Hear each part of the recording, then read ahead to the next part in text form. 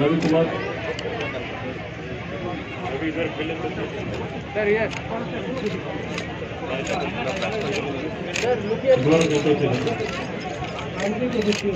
మొత్తం ఫ్రీ అయిపోయింది. సంతోషమేనా?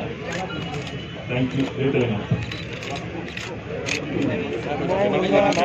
సంతోష్ అమ్మ, అబ్దుల్ ఖాదర్,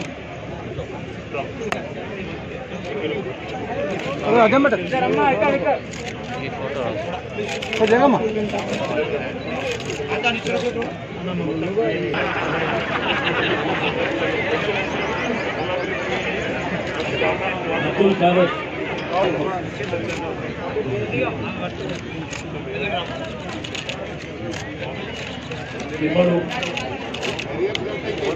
రూపాయలు అంబేద్కర్ ఓవర్సీస్ స్కాలర్షిప్ పేరు మీద, మహాత్మా జ్యోతిబా ఫూలే స్కాలర్షిప్ పేరు మీద మన బలహీన వర్గాల పిల్లలకు 20 లక్షల రూపాయలు ఇచ్చి విదేశాల్లో కూడా విద్యాబుద్ధులు నేర్పిస్తున్న ప్రభుత్వం మనసున్న ప్రభుత్వం.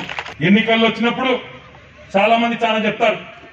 నవంబర్ లో కేసీఆర్ గారు ఒక మాట అన్నారు, మా ఆడబిడ్డలు ఎవరైతే ఉన్నారో హైదరాబాద్ మహానగరంలో ఈ ఆడబిడ్డలందరికీ నేను మాటిస్తా ఉన్నాను, డిసెంబర్ నెల నుండి మీరు మీ బస్తీల్లో నల్లా బిల్లు కట్టే అవసరం లేదు అనే మాట ఏదైతే ఇచ్చినారో ఈరోజు జనవరి 12 నాడు మీ అందరి ఆశీర్వాదంతో ముఖ్యమంత్రి గారు బ్రహ్మాండంగా తానిచ్చిన మాటను నిలబెట్టుకునే విధంగా, ఇచ్చిన మాట నిలబెట్టుకోవడం అంటే నోటి మాటలతో పోతానే కాదు, 400-500 కోట్ల రూపాయలు ప్రభుత్వం మీద అదనంగా భారం పడుతుంది.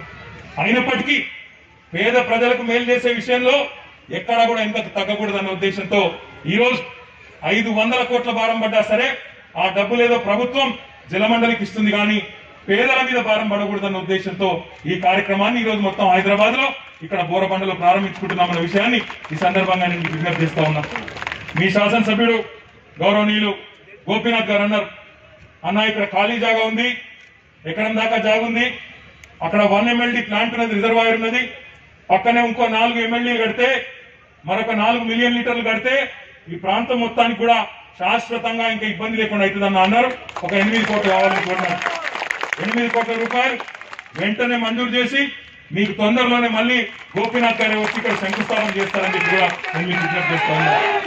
అదే రకంగా పక్కనే మా నాయి బ్రాహ్మణ సోదరులకి, రాజక సోదరులకి కొంత జాగా ఇప్పిందని అడిగినారు. తప్పకుండా వెంటనే ఇప్పించి అక్కడ కూడా ఆ భవనాల నిర్మాణానికి కూడా గోపీనాథ్ గారు, శ్రీనివాస్ యాదవ్ గారు వచ్చి శంకుస్థాపన చేస్తారని చెప్పి కూడా మీకు విజ్ఞప్తి చేస్తా ఉన్నాను.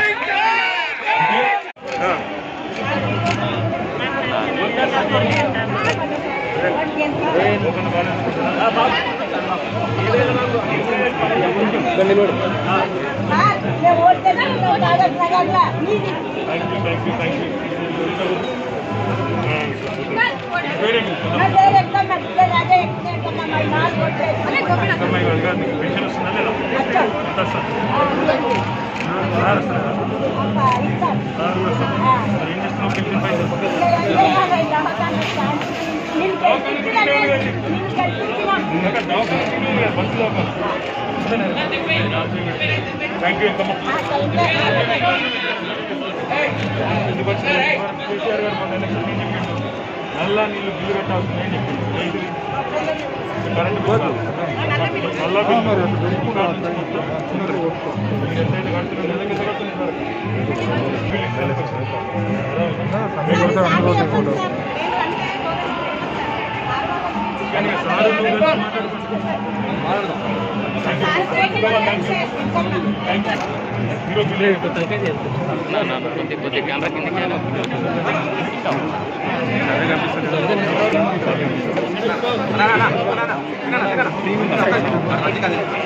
పైకి